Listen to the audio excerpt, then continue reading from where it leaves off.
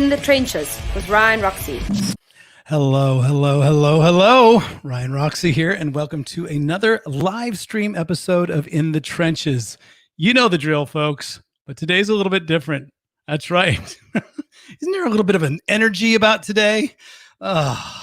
So much so that I brought out a double. And if you can't see this double drink cocktail that I have right now, you are obviously listening to it on Apple, or you're listening to it on Stitcher or Spotify. And thank you for listening to those audio platforms. But you know what? We also want you to see our lovely mugs. And so we'd like to invite you over to the YouTube official channel, Ryan Roxie official on YouTube. Hit that subscribe button right now. This is your first time watching, and let everybody file in and sort of say hello and get in and say, how you doing, chat room? What's happening? We're on Facebook Live. We're on YouTube Live, as well as all the other platforms, because today, folks, it's a special one. Like I said, we have breaking news. Breaking news is that we're not going to use, what do I say in here? Not the C word or the E word, or will we? We'll see, because it is election day. This is our special election day episode of In the Trenches. And like I say, no matter when you watch it, there's going to be, if you watch it in the present and the future, perhaps there'll be history being made and all that kind of stuff. But we're going to step back from it and try not to mention the E word. We will see, because our guest today has so many other stories, so many other interests, and so many inspiring tips and tricks to give you all listeners. Because today on the show, we have guitarist, singer-songwriter, producer, and I'm going to just drop all the names right out of the gate. He currently plays guitar for the Babies, but he's also played with Meredith Brooks. He's also played with his own bands, Coward, and his newer bands as well. But we're going to, and of course, one of the most secret nuggets that he's played with is your very own Tommy Hendrickson. That's right. He's played with your guy. So we invite, In the Trenches, would you please welcome Joey Sykes. Hello, Joey. Yo, Roxy, what's up, brother? Hey, man, you're glowing. You know what? I didn't get a facial. I didn't go to my. I watched your beauty bar episode, man. I watched your show. Yeah. Thank you very much for noticing, man. Well, next time you're in Stockholm, I'll take you to her. Fabienne is great over there at the Beauty Bar Stockholm. And you know what? Non-paid endorsement. You gotta love that. Not getting paid a thing, except just the glow. It's just the glow. I want to glow. Who doesn't want to glow? So I'm in. So here it is, right off the gate. How you doing? I'm doing good, Joey. I wore a different pair of glasses by design. I didn't know what you'd be looking at, but I knew you'd be looking very much like my sort of my cousin, my twin, and I usually wear the aviators as well. So I went a little bit of, and I was listening to your music all day, by the way, which I fell in love with so many different types of genres, so many different types of music. But I wore my indie glasses today. These are my indie specs. What do you think about that? And everything looks good on you, brother. So you know it's not you don't have to stretch too far. So looks great. God. So I hear for the accent. So you were born in London? Or is that London Island? You sound seriously like, you know, my short time that I lived in New York. I lived there, well, not short time, 4 or 5 years, but that accent is classic. Steve West meets Tommy Hendrickson meets somewhere out in the island. But you gotta give me some, because that's what we start the show off with. You got to go back to get forward. Where did you grow up, Joey? Long Island, New York. And, there you go. I was right with the island. You're right, man.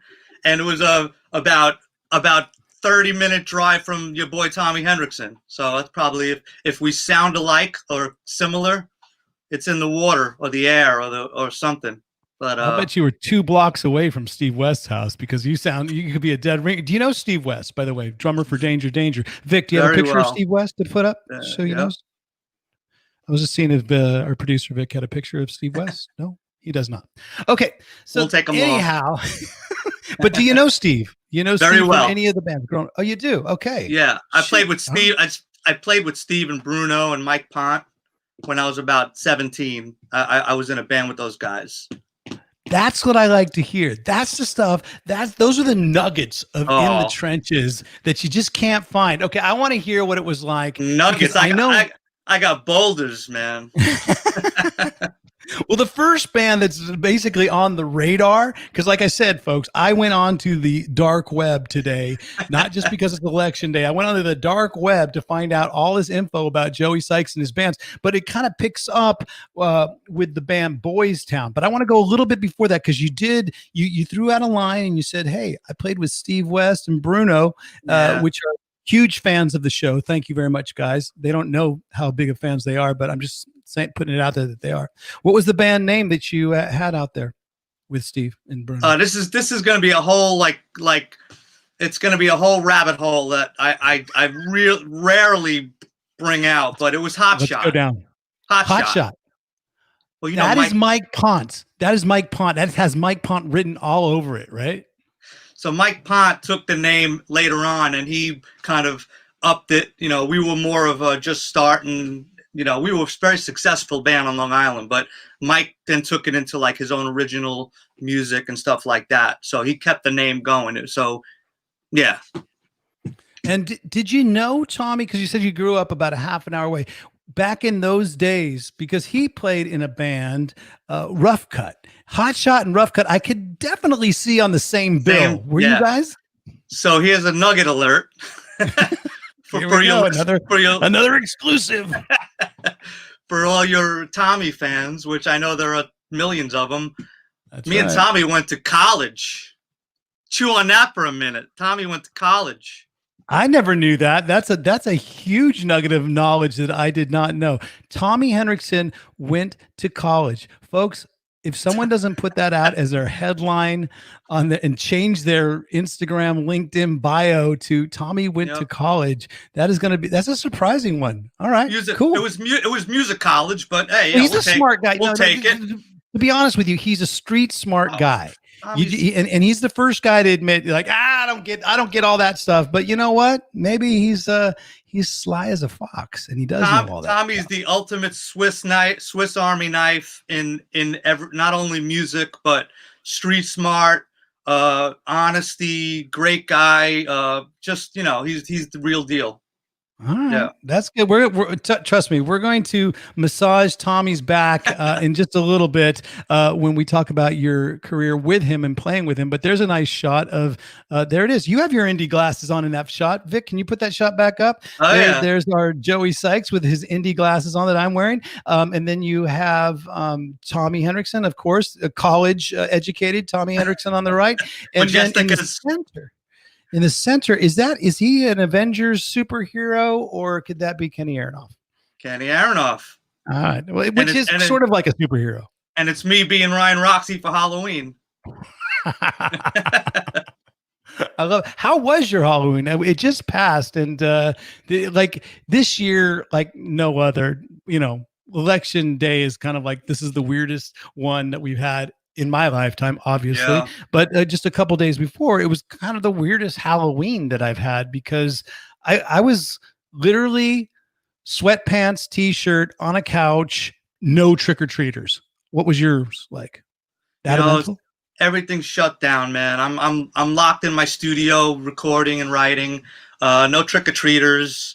We actually went over a friend's house for a little barbecue. It was very non-eventful. Yeah. Is that the studio that you're in right now? Because you can see mine looks like a studio, but it's actually my daughter's old room, and she's moved into my son's room, and my son needs to come visit me once in a while so he can actually, just say, hey, I'm in the house. But this is great.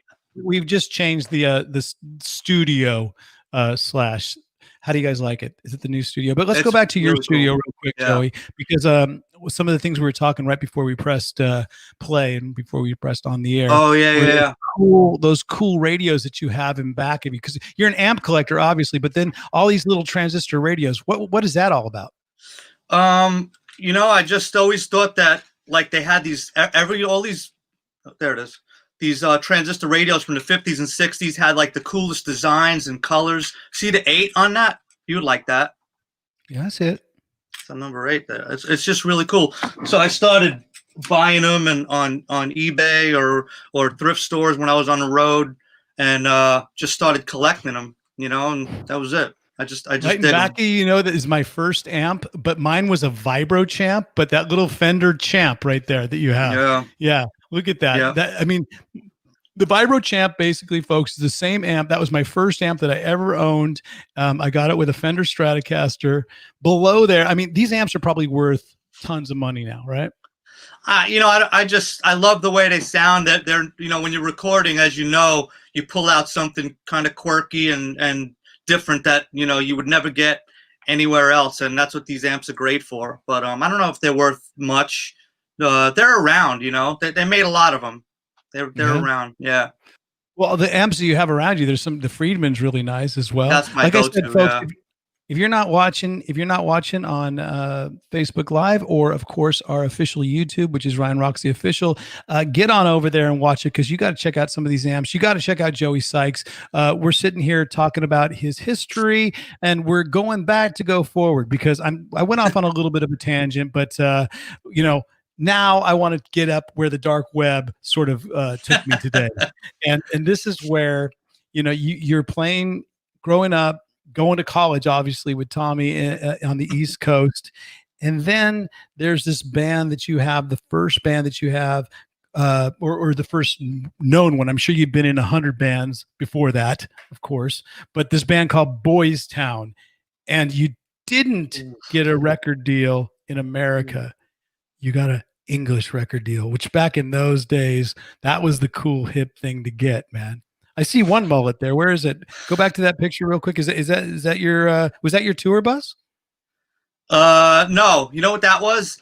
The band was called Boys Town, and in Nebraska, Omaha, Nebraska, there's something called Father Flanagan's Boys Town, which actually was a movie that won an Academy Award with Mickey Rooney, and back in the 30s or 40s.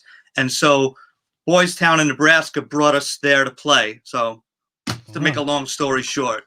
That sounds like something right there that you just mentioned that would be highly suspect in 2020 and almost on the cancel society, I feel. Well, the cool thing about that band, really quick, because was I want to go to Boys Town. Another little blip was we were managed by, I don't know if you remember the China Club in New York.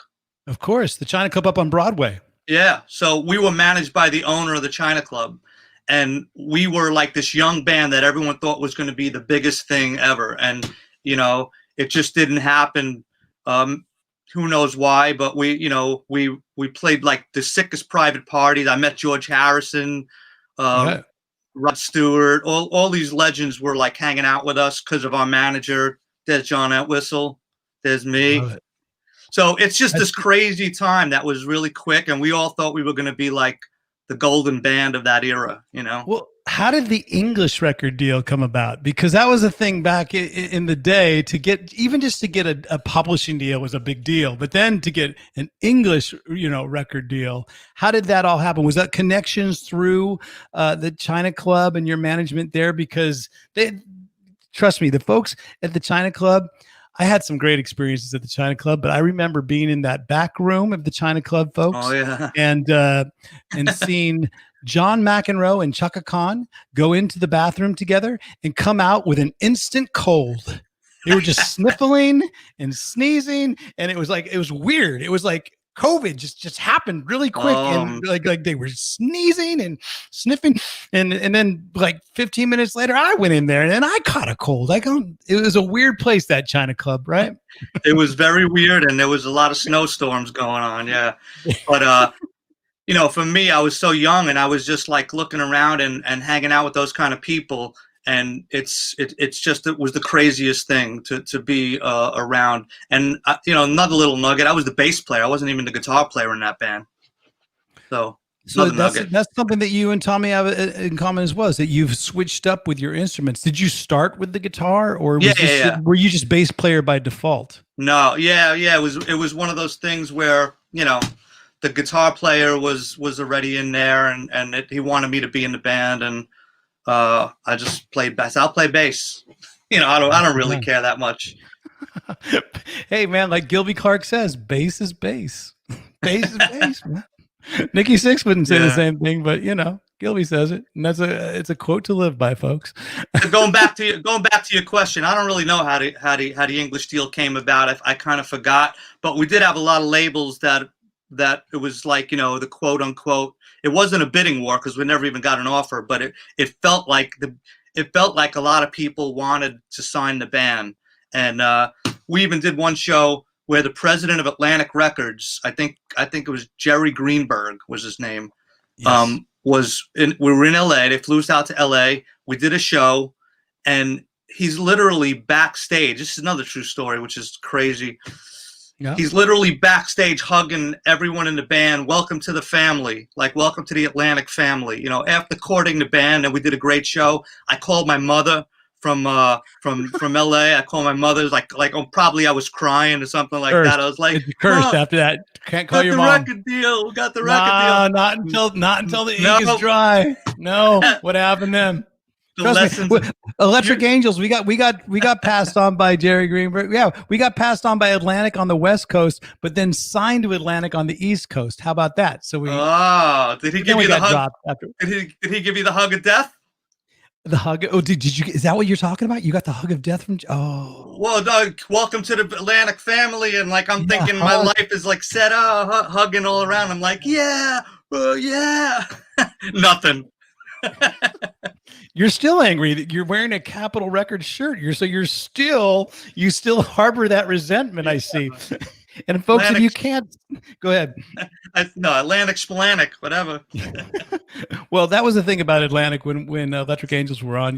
We were on the same label at the same time as Electric Boys, Sons of Angels, and I think there was another one out there, and we were Electric Angels. So at that time, it's basically Atlantic would put 10 albums out a week, and if one of them stuck to the wall, then that's our band. That's our band. Yeah, and that's it. Yeah. Well, you know what? Live and learn. And but you definitely learned New York based Boys Town. When did you learn that the East Coast wasn't your calling and you had to move west? Well, shortly thereafter, right? The next band was Coward after Boys Town. So and that was kind of, for me, that was the big moment in my life. It was 1996 was that band. That was a really good year. That was a really, really good year. I remember 1996. Yeah. Well, obviously, for me, it was a huge year as well. I got to join Alice Cooper that year. Oh, wow. Yeah, that was the year, man. Summer of 96, man. Started as a 1-year tour, and I'm still riding the coattails.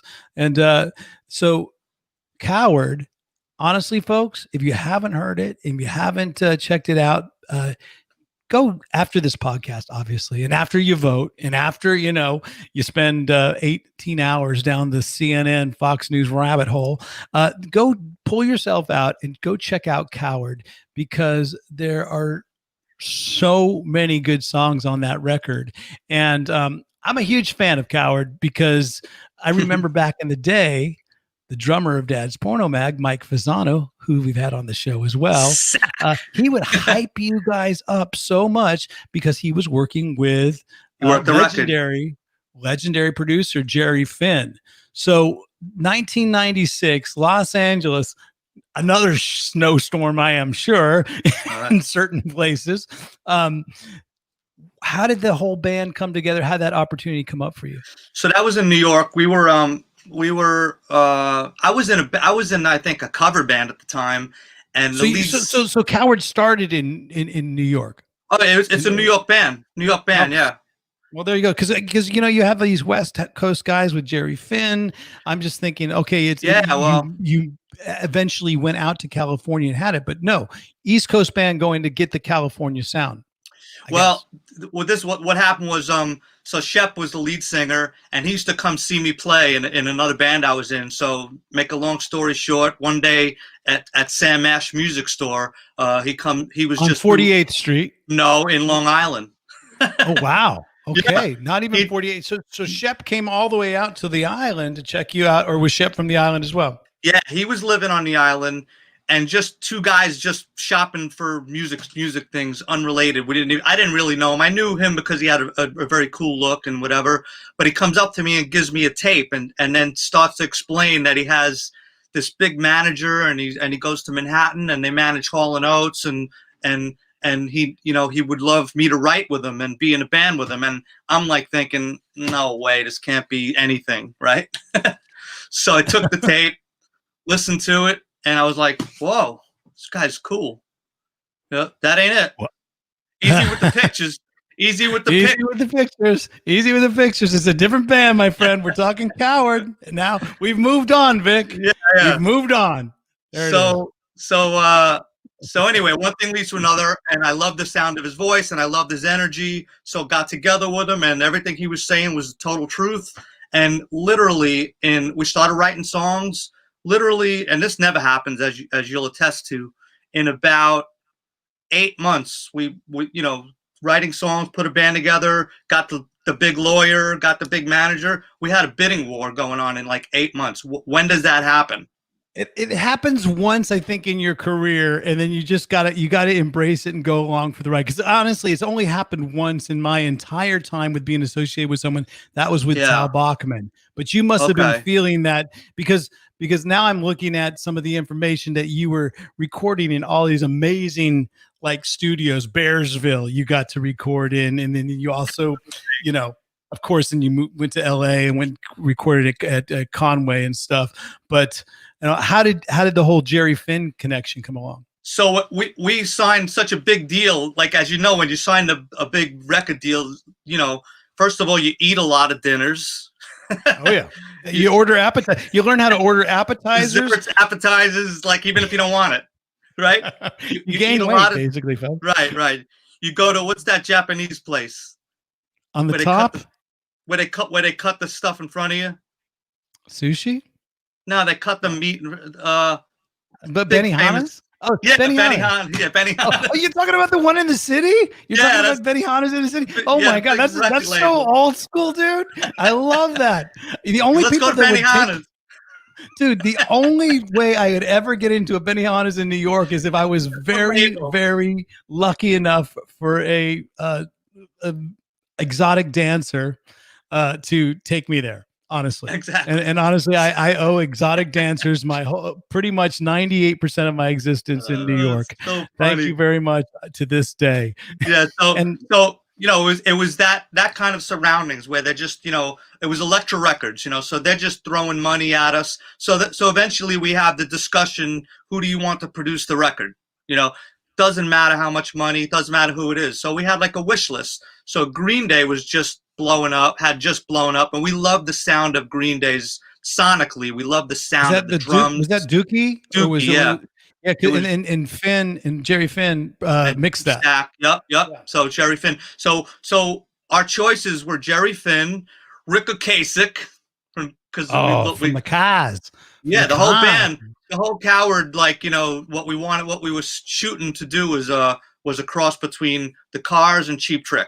That was our thing. Like Roger Manning played those keyboards, like those analog keyboards, and it was Roger Manning played him on the album. Cliche, yeah. Dude, folks, if you want to go down that rabbit hole, you want a nugget. Roger Manning, who now currently plays with Eric Dover, but Roger Manning from the band Jellyfish, who grew up in Pleasanton, California. The same town I grew up in. Went to rival high schools. I went to Foothill. He went to Amador. But yeah, there it is. Nugget alert. I love this because there's so many degrees of there's a lot of tie-ins. Only so many degrees of separation before you go, oh wait, we slept on the same couch at one point. Yeah, pretty much. So we ended up with there was another producer, I forget, another big guy. Gil Norton. Gil Norton was the other guy. So nice. It was down to those three guys, and then Jerry was in LA, we were in New York, so Jerry flew to New York to meet us and hear us at rehearsal, and we just got along like instantly, and we loved Jerry, so we picked Jerry. So we did the basics in New York at Bearsville and other studios. Then we went to mix in Conway in LA, and that was the LA connection. the band came out, and it was like one of your stories before, which there's been a million stories like that, but they had just signed Third Eye Blind, same exact time, and they killed us on radio. So when that happens, as you just said before, only room for one. So Third Eye Blind gave you the hug of death on Retro. Killed us. Greenberg gave you the hug of death on Atlantic, and then the hug of death comes from Third Eye Blind. Damn. But you know what? That was a tough one, man. Folks, you have homework. For those of you that just popped in, we are talking with Joey Sykes, singer, songwriter, producer. We're getting into all of it. We're going back a little bit in his history right now just to talk about things. You have homework, though. You need to go check out the song Cliché. One of the best pop songs. I mean, I actually shaved today. Maybe the reason why I'm glowing and the reason why I smell nice today is because I showered to the song Cliché today. And folks, I do recommend that.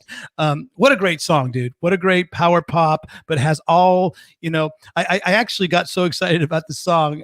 I texted it to my other buddy, Johan, and I said, dude, you got to check this out. This is the stuff that you kind of like. And he goes, dude, it's perfect. It's like power pop. It's like Green Day, and he didn't have no idea that Jerry produced it all. He goes, "It's Green Day, but it meets like those power pop bands like Fountains of Wayne, and it's a perfect combination. How come I never heard about this band?" And I go, "Well, because they got the hug of death from Third Eye Blind."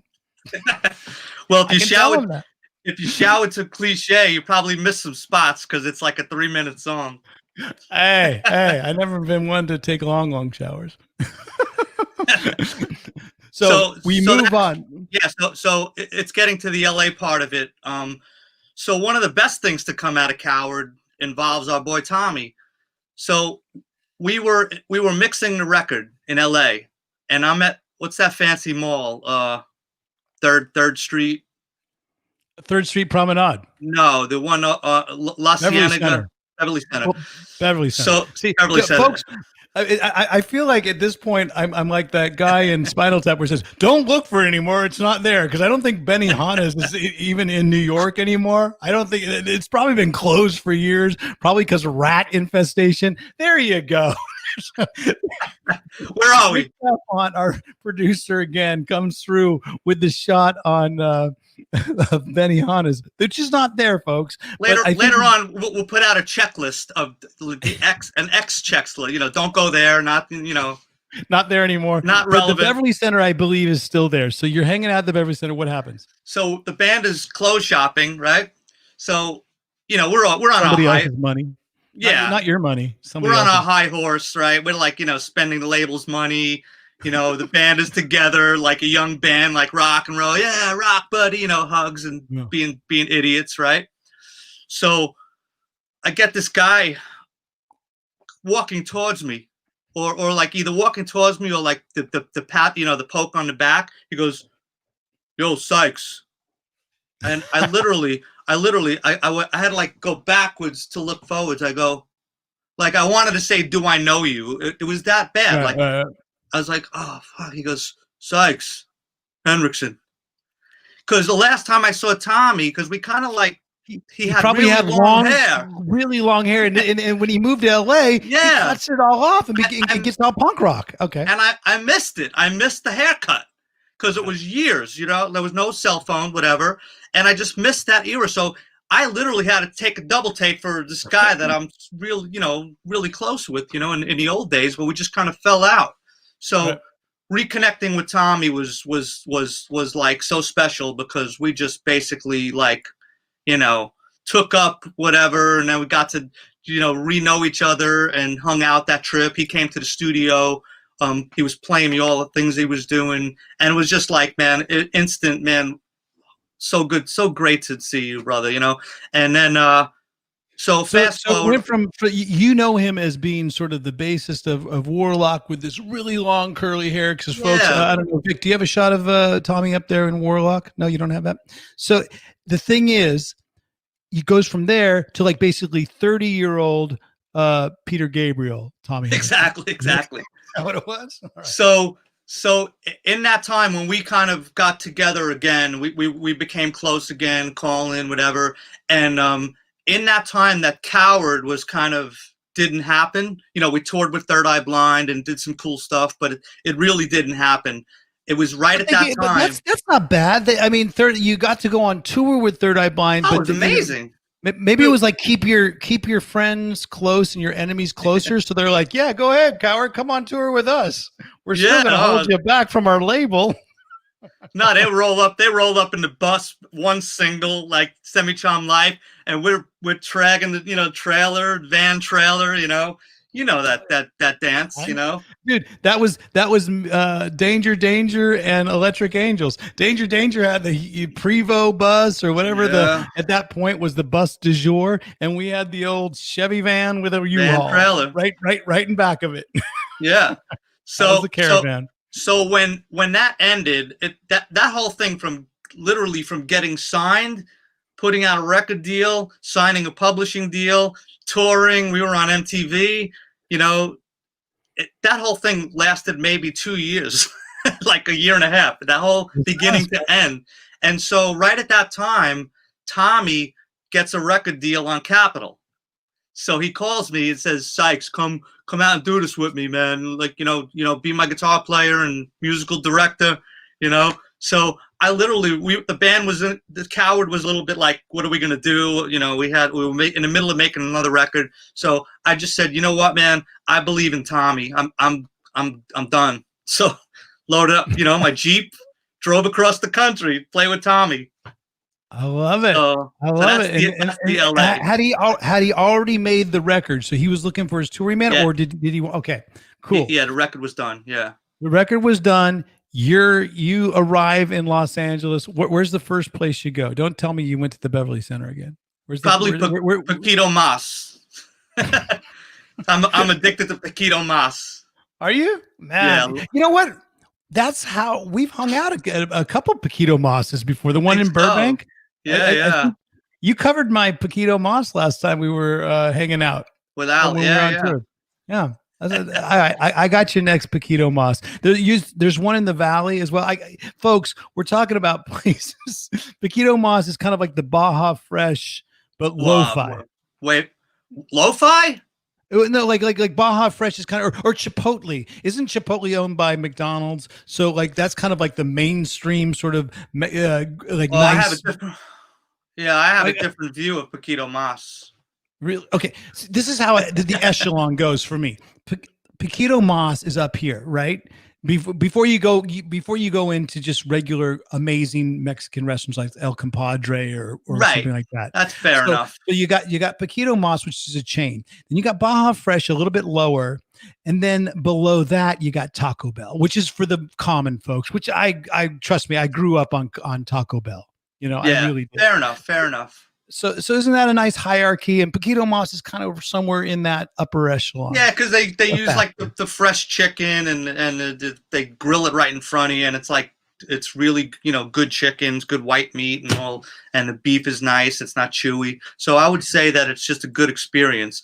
All these ads. That's our soundbite for the whole fucking podcast. We just got it, Vic. We can just cut shop right now. We just got Joey Sykes, fucking, giving the old endorsement for Paquito Mas. I love it. No, see, folks, this is the type of information you learn on In the Trenches. Those nuggets of information that you want, plus the stories of every once in a while. We got stories about Tommy Hendrickson.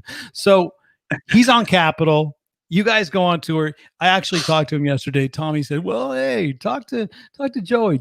Ask him about the road. He's a funny guy on the road. He's a funny guy to be with on the road." So what's so funny about you on the road?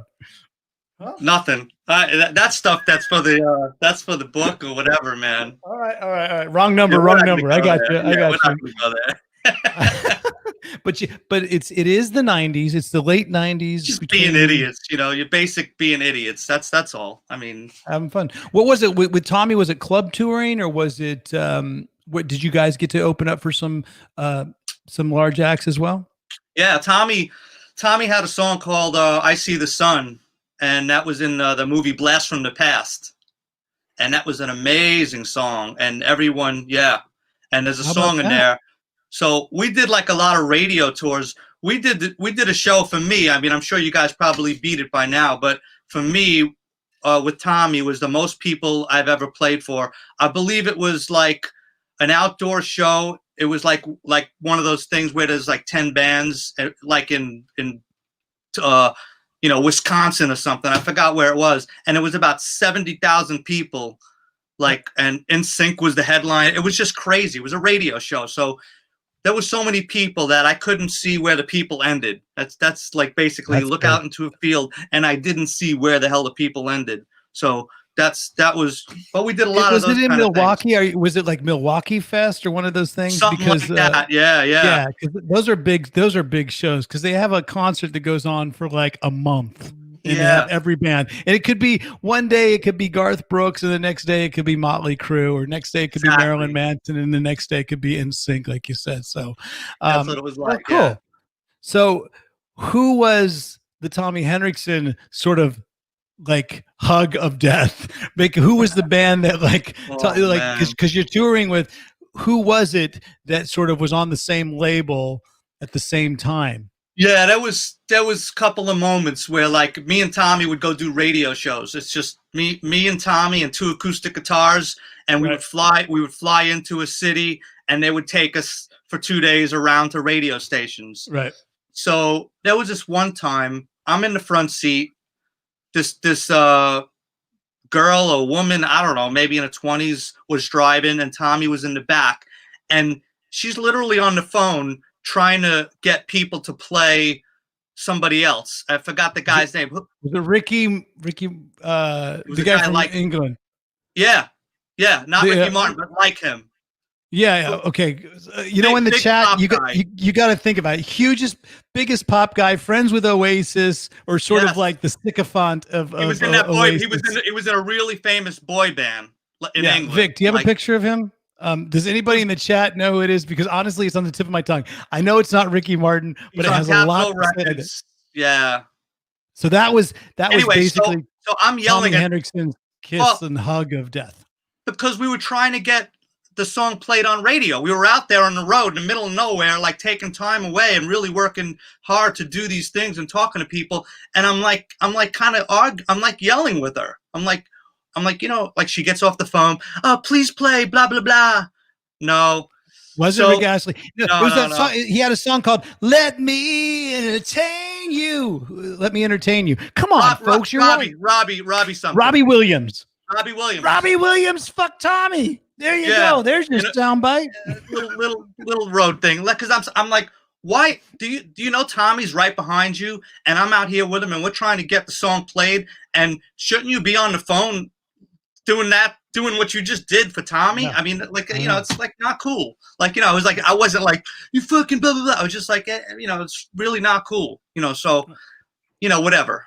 Stuff like that. Let's just say that Robby Miller held back Tommy Henriksen's career. Robby Williams. Oh, sorry. Okay. Robby Miller's a friend of the show.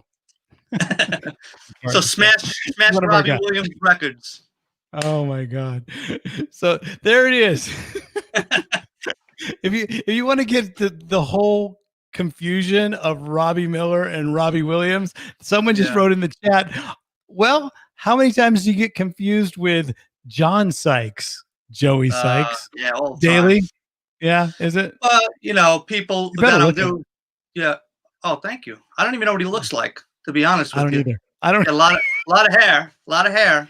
I hear his name constantly. I have no idea what he looks like, but you got a great haircut, and you wear aviator glasses. Trust me, man.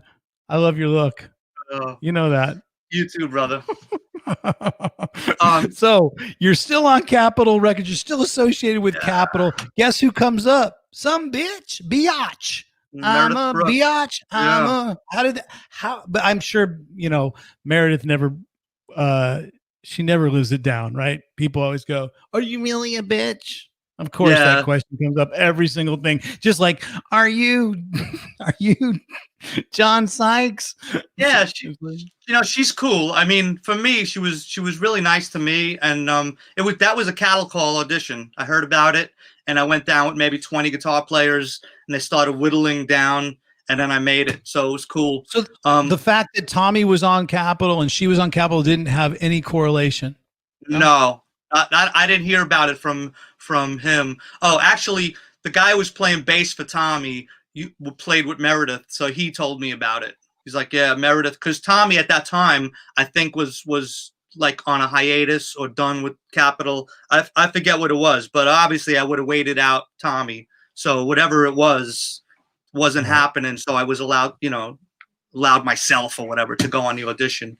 And that's why I do always say you got to be cool to the people that you're playing with currently, because they will lead you into your next gig, and that's living proof. The bassist of Tommy turned you on to the audition for Meredith, and Meredith Brooks is like, Vic, you got a little clip of Meredith Brooks of that song? No, it ain't gonna be me. It ain't gonna be you, but you played that song. You played a lot of big gigs with Meredith. You opened up for a lot of like big bands as well, and so you're getting your touring chops in, right? Yeah, well, with Meredith was for me like where I crossed off a lot of bucket lists. Like growing up in New York, you always dream of playing Madison Square Garden, and we opened up for New York, pal. It's probably everywhere, right? It's a bucket list gig, like for any artist, I think. Yeah. So we opened up for the Eurythmics at the Garden and the Staples Center, and it was just insane. I'm like my mother sitting front row center, and Meredith was really cool with me. She's like, "This is your hometown. Go play a solo at the front of the stage." I was like, "Cool," because I always play behind the lead singer. I was like kind of giving their space, Respect. Yeah, I don't like over, windmills in front of the singer and stuff like that, unless it's that kind of band or whatever. But so I really appreciate like Meredith for being cool like that. Even like we did Hard Rock Live, VH1, another big gig, and she was the same thing. She was like, filmed it in New York, and she was really cool with me and kind of putting me out there. And the band was insane. The band was we had the keyboard player was Will Hollis, and he's in the Eagles. He was in Don Henley and the Eagles for the last 20-something years, and he was in Meredith's band. And which Herman must Matthews. be great for you because you love that sort of SoCal Southern rock. So with the what is something Mafia, the Hollywood Mafia, or what do they call the Southern Cal, like Jackson Brown, Eagles, all those, that genre of music, like Americana, like country rock Americana. Like that's part of what I really love. That's one part of music, that I really like. I like we're gonna get a little bit more into that with more the with Honey. That's with Honey River, one of your current bands that you have like that. But it's cool that you get to play with these sort of influences that leads you to one of the biggest bands that on your. There you that go. Ain't it. Honey River. That ain't one of the biggest bands. No, but it's okay. Dude, I love it. You're giving Vic more shit than I do usually. I give Vic, folks. If you're just listening to us on the Apple and on the Spotify, you got to check out the YouTube official Ryan Roxie channel, because honestly, Joey Sykes, our guest today, is giving a beat down to our producer Vic Chalfant. We love it, but he's always putting up a good shot. Yeah, Vic is great. I'm just messing around with him. So one of the we're things gonna talk about Honey River in a little bit. Yeah, but I want to lead up. I want to lead up to the band that, like, I feel one of the most underrated rock bands of its era, because, and I looked at it. I did some research. It's 5-album sort of career, right? 5-album official in the heyday of 5 albums. Yeah, right. Yeah. They've released a lot of albums, or you've released a few albums since then, but that big sort of fucking huge thing happens within a very short amount of time. But I don't feel they get enough credit for it. No. But it's a band called, and folks, if you haven't checked this band out in a while, you should, because they're really worthy of checking it out right now, because it's one of those bands, kind of like with Alice Cooper. Like, sometimes I'll say, yeah, I play guitar for Alice Cooper. But he's still alive. Yeah, he's still alive. And he's touring every fucking year, folks. He's doing it and doing it and putting it down every single year. And the Babies have been doing it as well. But the band I'm talking about, of course, is the Babies. And Joey plays guitar for that band. How did that gig come about? Was it many years after Meredith, or did you, how did it all come about?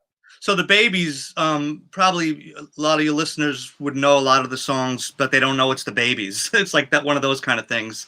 Like, very first song, very first track, very first lead off single was Looking for Love.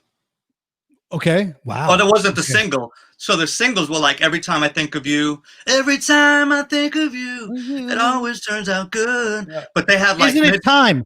Isn't It Time? Yeah. That song, I think it's off their second album. It's just killer. Just such great rock, pop, melodic. It's kind of like if Journey was kind of indie cool. You know what I'm saying? A little bit. I love Journey, and because I'm a Bay Area guy, but at the same time, I thought the Babies had a little bit of that English British hitness that Journey didn't have. And actually, there's a big time. What's that? Isn't there a baby in Journey? I was going to say there's a tie-in with that, which at the end of the Babies, which was 1981 was the end, because the start was like 76-ish, So at the end of the Babies, they were touring with Journey, and it was like infighting and stuff like that. So Journey was totally courting Jonathan Cain, who's been in Journey for the last 30 years, 40 years. And he was in the Babies. So they were courting him already. And there's even some really cool stories that we can't get into because it's going to be a 3-hour show. But you know all the inside stuff of that, right? Oh, yeah. No, it's crazy shit. And, in my opinion, if they were waited out one more year, because MTV was about to come out in 82, and the Babies were so cool and visual, if they would have waited one more year, I think they would have been an iconic band in history, even though they're indie iconic. But I think they would have been a mainstream if they would have kept it together, because then they would have been on MTV. And during those days, my two favorite singers were Robin Zander from Cheap Trick, which I'm sure you'll agree with me on that one, Definitely. and John Waite from the Babies, because John Waite, I mean, the songs Head First, Midnight Rendezvous, Back on My Feet Again. Oh my God! I feel like Damone. I feel like Damone from Fast Times at Ridgemont High. What about the tunes? What about the tunes? And it's like friggin' what was the album? I guess you couldn't do Sweet 17. Do you do that song in 2020? We don't. But Wally Stocker, who's the original guitar player, who's in the new version, that was his riff. There he is. Good show, like, you too. We just don't do it. But the cool thing about the Babies for me, really quick, is I was 14 years old and I was air guitaring to that kind of stuff. Like I was a little kid and that was in my thing. Because I had my mom had all killer records. Everyone in my neighborhood was older and they were turning me on to music, and I was like a child guitar player, right? So the cool thing about my life is 3 of my favorite bands, I would say, growing up are the Babies, Stars, and Angel. STARZ. Yeah. And Angel, their logo you can turn upside down and it still says Angel. I think Angel and Stars actually didn't they have the same management? So maybe or coin maybe, but the cool thing about it for me is being a little kid into those bands. Fast forward to now, I play with the Babies and I wrote most of the songs on the new studio album.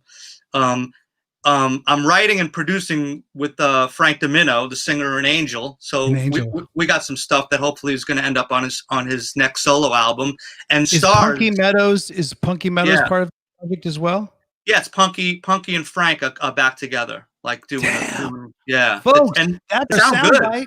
That's our soundbite that Joey Sykes is putting Angel. Frank Domino. No, I'm saying you're bringing Angel back together. Oh no, they're already doing stuff. I'm just working with Frank. I know you're working with Frank, but I don't want to. Never let the truth get in the way of a good story. I was about ready to hype something up, dude. I was just say that you just stole Punky Meadows' haircut. I'm so nervous about fucking Sykes said blah blah blah. What a loser. You know, like I don't want that to come back at me. No. Trust me. Not enough people listen to our podcast. It's gonna start some sort of controversy and stuff like that. Trust me, man. But you know what? We could grow it up. If you're watching right now, if you're listening right now and you haven't subscribed, hit that subscribe button right now on our YouTube channel, because we're hitting here with Joey Sykes.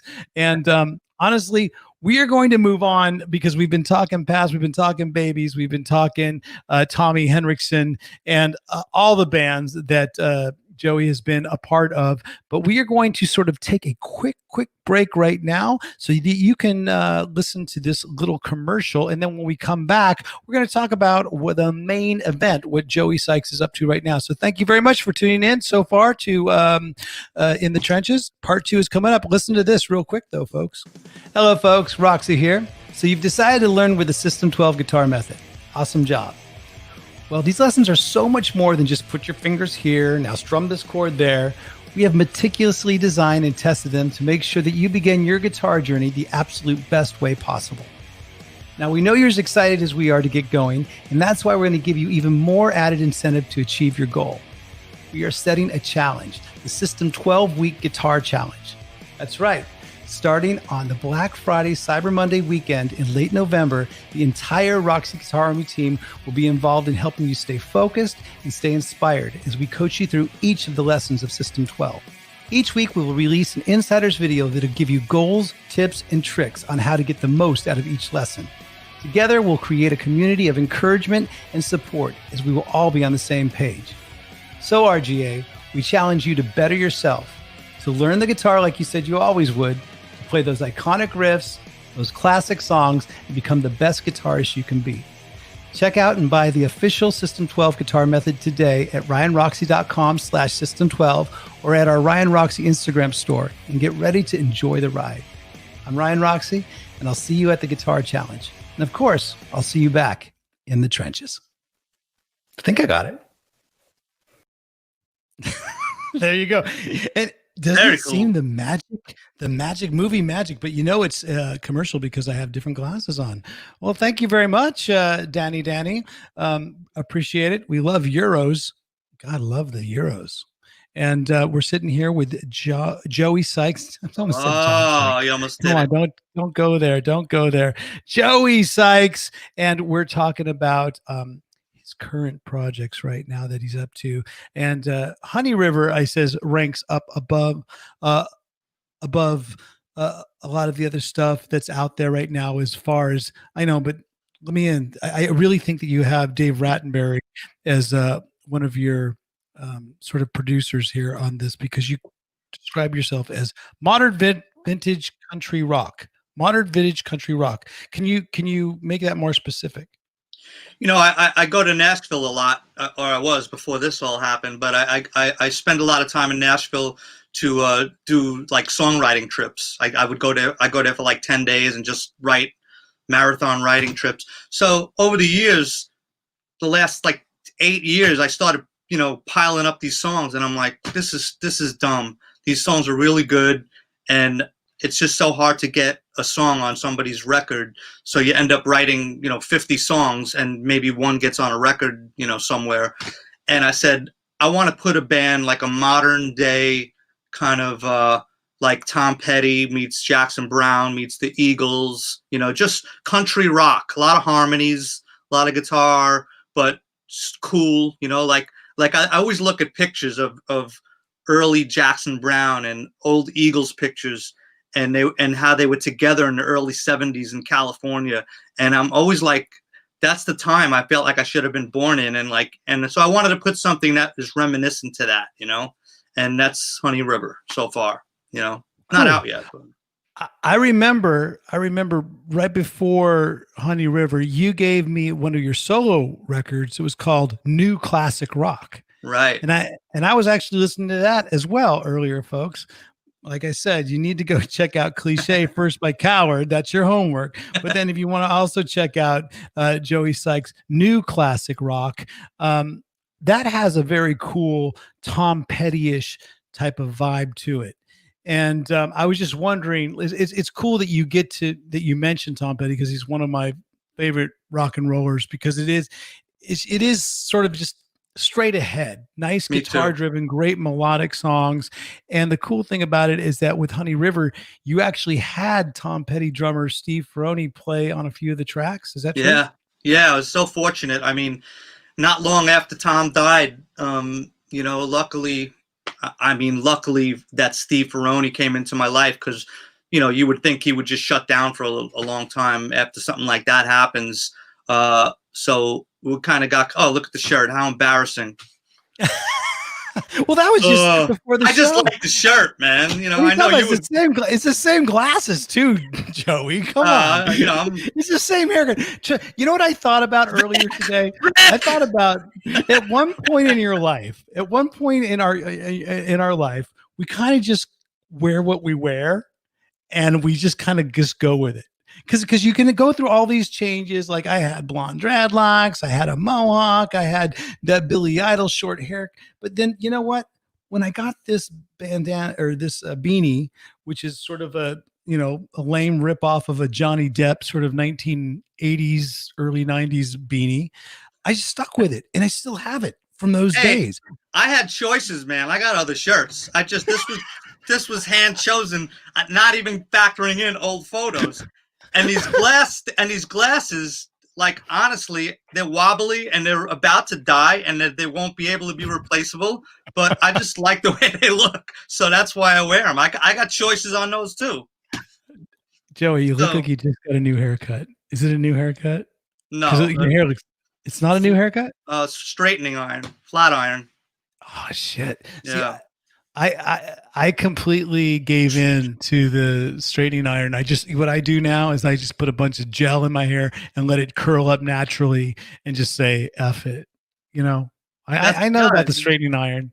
I know about I'm one of the few that's probably gone through all the different irons of the decades. I went through the curling iron, the crimping iron. Did you ever use a crimping iron? Didn't go crimping. Didn't crimp. No. You never crimped? No. Oh, you got to crimp. You never know what life is like unless you crimp. Look at our producer Vic just shaking his head like, "Come on, dude, you crimped. Everybody crimped."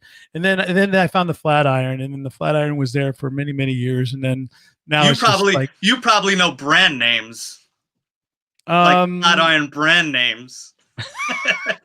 I actually do. I actually was endorsed at one point with a flat iron company. Yeah.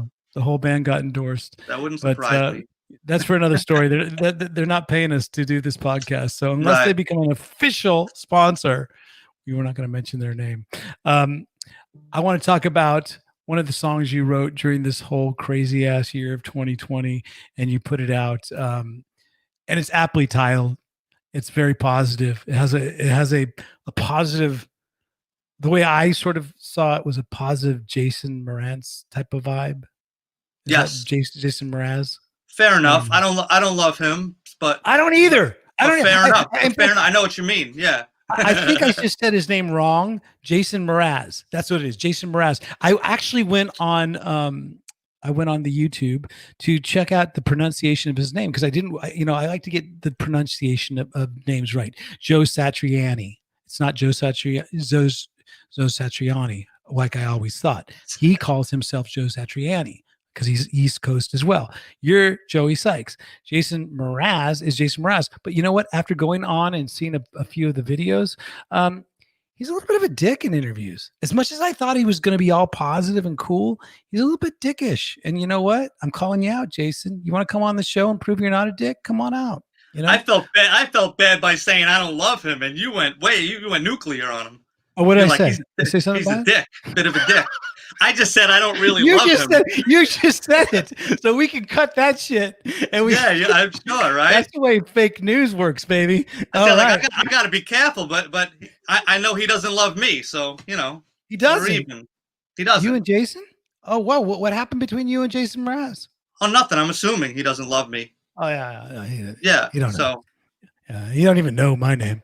But you know what, cool. Jason? I'm calling you out to come out. But you know what? Enough of Jason. Let's get through this. How did that song come about? Obviously, was it something that you had kicking around for a while, or how did it all come together during this time? It's one of those songs that have piles and piles of, tracks and MP3 and ideas in my little recorder. And I had this idea for about 3 years of let's get through this. And I used to just have the guitar chords, and I never did anything with the song. I didn't even write it.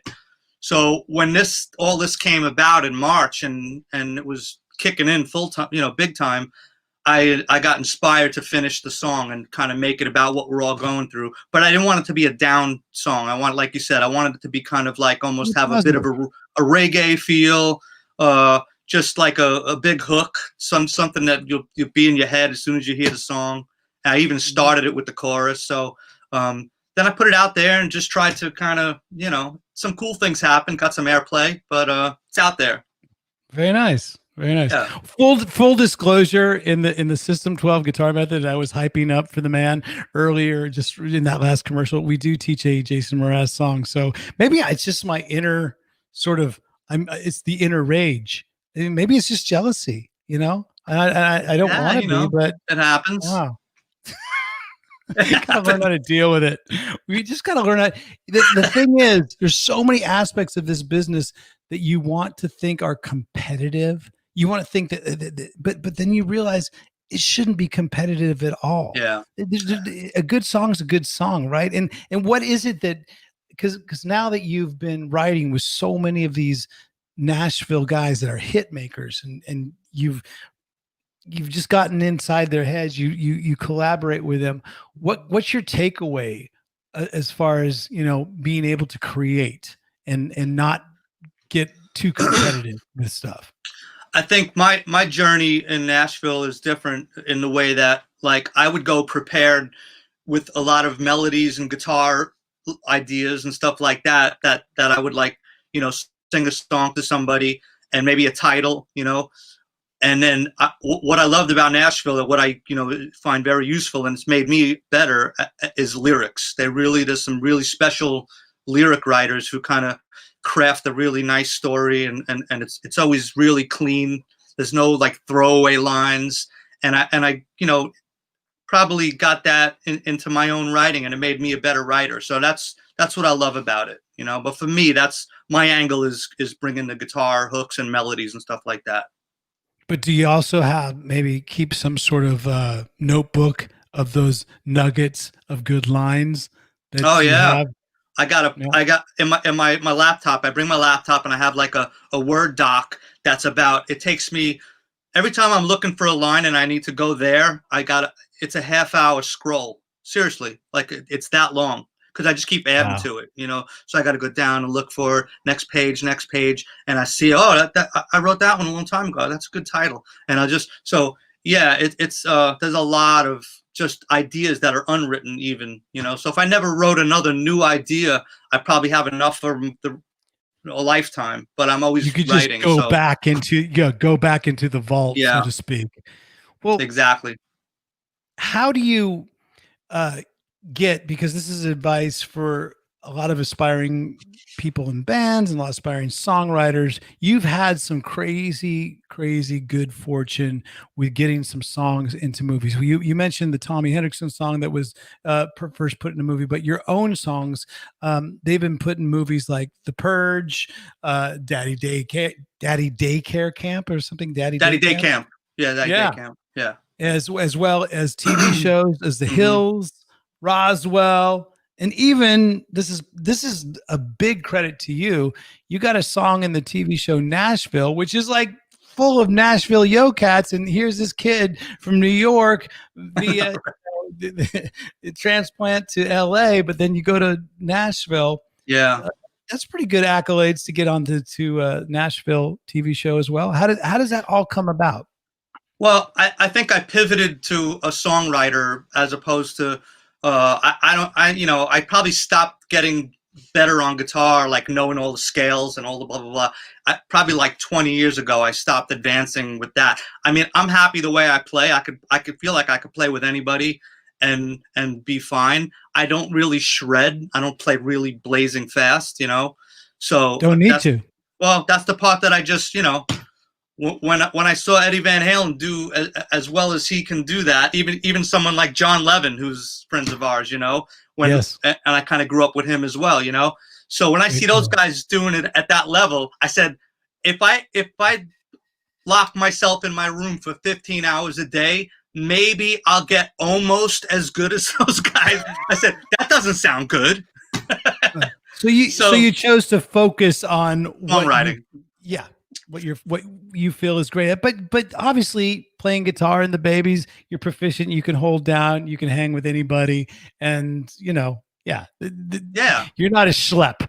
I'm satisfied with I'm satisfied with where I am as a guitar player, but I pivoted, like I said, a long time ago. I just really had the interest, I love great songs, so that's where my kind of head went in the last, I would say, 15 solid years of just really bogging down and making sure I'm writing top-notch stuff and go to that next level. And part of it, like you said before, I don't get jealous or envious. I try to learn, just try to learn from people, and going to Nashville and writing with some of those people who have Grammys and #1 songs for Luke Bryan or blah, blah, blah. I mean, I'm with these people in a room, so I feel like this is cool. I'm equal. Now I'm getting that shot. So now what are you going to do with that shot? Push up the bar, raise the bar and really bring your best. And, I get callbacks when I go there, and I feel like they enjoy writing with me and that I bring something to the table. So that makes me happy, That's the reason why I love having this podcast, is because my whole competitive sort of like nature is tamed, because I'm always inspired by every guest that we have. And, you've inspired me today, to have this sort of just your knowledge, dude, and just the things that you do to create makes me think like, oh yeah, it doesn't need to be competitive. And I know that, but there's this competitive nature in me that wants to always sort of push and let go. And I think as guitar players, we kind of do that. For some reason, drummers don't do it as much. They're way more supportive of each other. But the reason why this podcast, I feel like, is getting successful and growing is because the camaraderie between the guitar players and the support and the inspiration, obviously, that I get from all of you guys. Well, Ryan, I'll throw it back to you, man. You know how many times I've seen you play, mainly with Alice. Every time I see you play, man, I look at you and I think, and I tell whoever I'm with that how great you are and how cool you are, and how I am envious, but not in a way like I'm so happy for you. You're doing it up there at such a high level. You're totally killing it every time I've ever seen you. And being with Tommy almost like brings a tear to my eye, like seeing both of you guys do that at such a high level, where it's like, you guys are legends, and you always bring it. Do you guys feel the love in this room? Do you feel the love in this episode, folks? This is our election day. There might not be love outside of this episode right now, but right now in this episode, we've got love. Thank you, and we also have Joey Sykes. We are talking so much guitar, and I want to talk more guitar because the newest thing that you put out, at least I think the newest thing that I could gather from the dark web, is the song. Well, of course, it's a classic song, My Guitar Gently Weeps. And now, where was the inspiration behind that? Because when you talk about guitar players, that is one of those songs that you have to have a ton of great guitar players just to even compete with the original version. Because anytime you try to cover a Beatles song, it's going to be an uphill battle. And it's one of the things that you probably shouldn't do. But you did it, and you did a great job doing it. So how did My Guitar Gently Weeps come about, and who did you get to work on it? So somewhere around, I guess, April, again, when I knew no one was touring and everyone was, available for the most part, I have a lot of people that I work with just on different music and friends with and stuff like that. And I wanted to do something, positive, something that could maybe raise, like pick a charity and do something that's, nice, just a nice thing to do. So I decided to do an instrumental version of While My Guitar Gently Weeps, and partner up with a couple of charities, Little Kids Rock and Save the Music, and they both raise money for music education in public schools. So that to me speaks. There's a little bit of it right now. Here's a little clip of it. Just pick it up.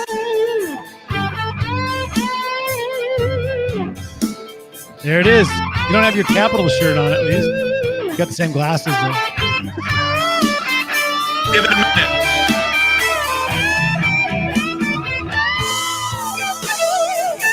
If everybody sort of gets listed as who they are, right? In the video? Kind of roots, yeah. There's your buddy Steve Ferroni.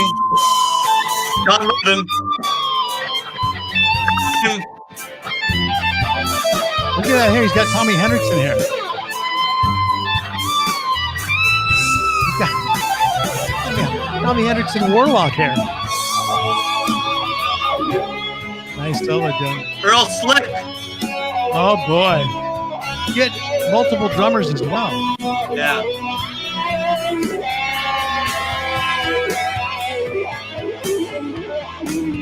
I love it. So Vic.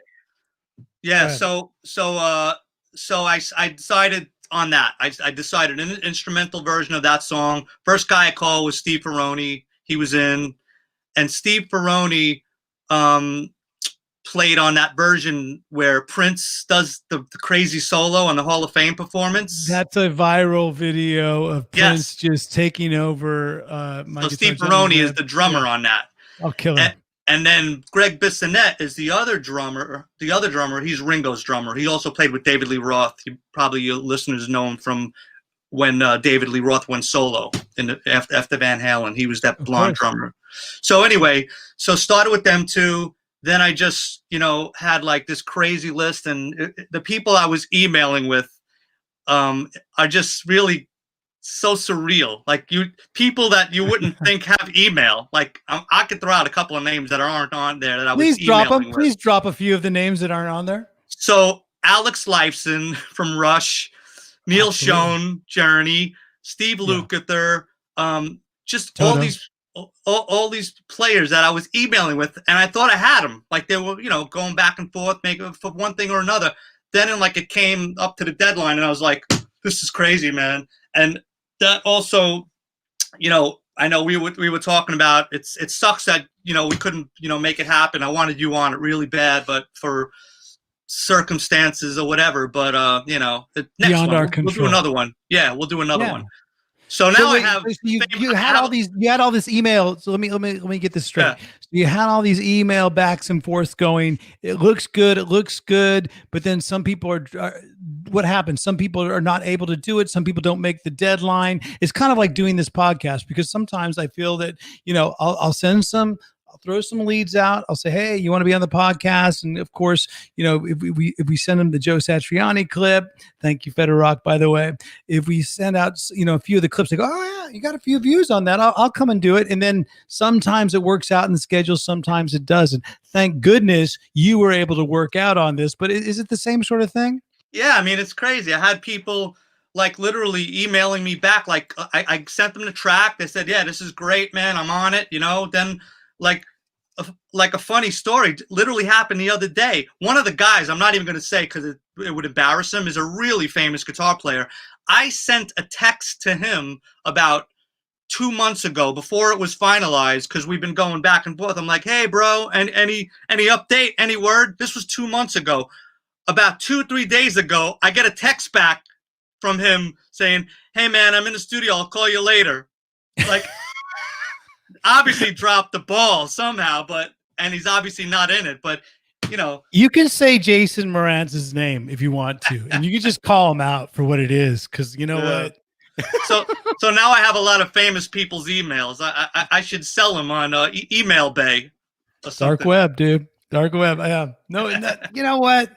You got them in your Rolodex, so when someone hacks your phone, there you go. It's an added little bonus. And some of the people didn't do it. Full disclosure, some people didn't do it because of COVID. They didn't have like a studio set up, and they didn't feel comfortable going out to a studio, and they just were kind of in a lockdown thing. And one person just went through hand surgery. So it was, it was about, I would say 7-8 really famous people that I thought I was going to get because we were back and forth, and it just didn't happen. So I was starting to think like, what if all 7 of these really big people say yes, in addition to what I've already recorded? I'm like, It's going to be only like 4 notes per guitar player. No, This ain't it gonna be worked good. out good. It worked out good. The video looks great. You should check it out, folks, as soon as we finish up this interview, which we are wrapping up right now. But I want everyone to check out While My Guitar Gently Weeps, as well as the other songs that we talked about earlier, with as far as oh my God, where's my notes here? Honey River, of course. Let's Get Through This, which is another sort of Joey Sykes solo project. And of course, Cowards. What's the song I said you had to get? Cliche. You got to check that song out as well. So folks, you have homework, but if people want to get to know Joey Sykes more, this is where Joey Sykes himself throws out your own social media, because we are heading out to the highway. What's the best way to get in touch with you if people want to sort of get in touch with Joey and find out more about him? And please say it for the people listening to the audio platforms as well. Yeah, well, all of these, I could always use some more followers on Instagram at Joey Sykes 903. That's SYKES. My Facebook fan page, Joey Sykes Music. My YouTube page, I would love to get a bunch of subscribers, because I got all my original stuff and my projects are going to be going through. That's like my record label, is my YouTube page. So please go there and subscribe. Joey Sykes Music videos. And then as a refresher on all these name dropping things and songs, joeysykes.com is my old school website, which has a bio and kind of I know you don't expect you to remember all the stuff that Ryan was throwing out. I love it. Yeah, no, they remember. They have good retention, I'm telling you. And there it is. There's the Boys Town. It's the reunion 2020, the Boys Town reunion. The first band that we even started talking about, it didn't happen in 2020. So the reason why Vic put that up, I have no idea. But thank you, buddy, for putting that up there. Because my whole segue was going to be your Instagram. Your Instagram handle is handle. Do people even say handle anymore? Is that a antiquated term? At Joey Sykes 903. There couldn't have been 902 other Joey Sykes out there. What's the 903? My birthday. Hey, there you go. September 3rd. All right, there you go. So basically now, folks, what we've got, our takeaways from this is that you found out that Jason Morantz is an asshole, and that Joey Sykes' password is probably something 903. So there you go. I'm going to make you change all your passwords now. And you know what, Jason, you're not an a-hole. You're a good guy. And Jason, you're welcome to come on the show anytime. Of course, folks, we've had Joey Sykes on the show today. It's been our election day sort of special. We haven't even mentioned the E word, the electoral thing, because I figure people are going to be watching this maybe after the election. So, how are you feeling just as an American guy living in Los Angeles? Is there a lot of nervous energy of what's going on, or how's your general feeling? It's been so stupid, like dumbed down. Everything seems dumbed down for the last, couple of years. It's just enough stupidity and like, it just doesn't feel like a country. It feels like just, people digging up stupid things that are probably irrelevant, and some of it is relevant, but I'm really ready for it not to be like this, So either way, it's got to be a calming. I think there has to be some sort of break and a step back, no matter what happens within this election. Like I say, I try not to get political at all, because the minute I know that if I start to get political and say, okay, this is the way I feel, I'm alienating at least 50% of the audience that listens to me or supports me. And the thing is, this is not what we do as far as music and entertainment, is to take people away from all of that. Right. It's that your escape, your safe zone, your little safe place is what we do is here, right here in this little environment that we've sort of manufactured and we've made. And whether it's your songs and the songs that you write and create and put out there, it's an escape from what all the shit and crap that's out there. So I agree.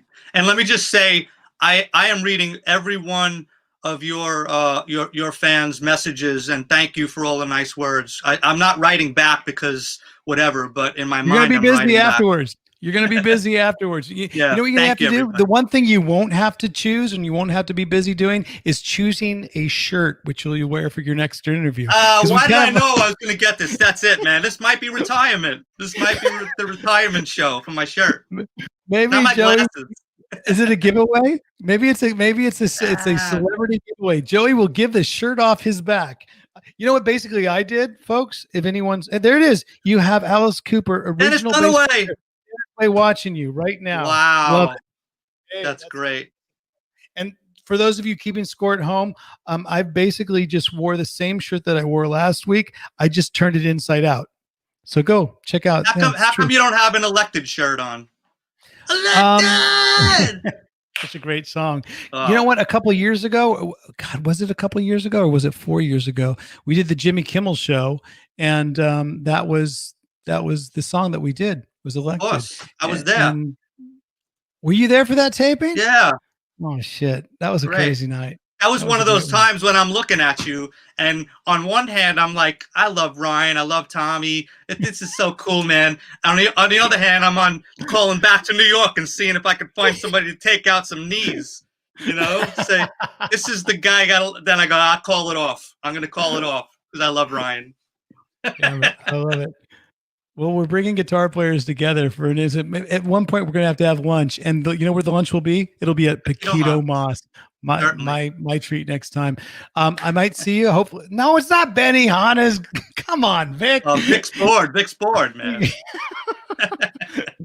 Thank you guys so much for being a part of it in the chat. Joey, thank you very much for being a part of it. Go check out all the links. If we can put up the links just one more time for our fans that are listening to it, and our family that's listening to it and checking it out each and every week. We will do, there it is, at Joey Sykes, 903 at Joey Sykes Music, joeysykes.com. And Joey, a pleasure to have you on. We'll have you on again as soon as everything gets back to some sort of normalcy, if you will. And so cool, man. Yeah. Thank you so much. Great, man. Love having you on. Folks, again, we'll see you next week. This has been our election special without any sort of talk about elections. And until next time, enjoy the ride. Thank you.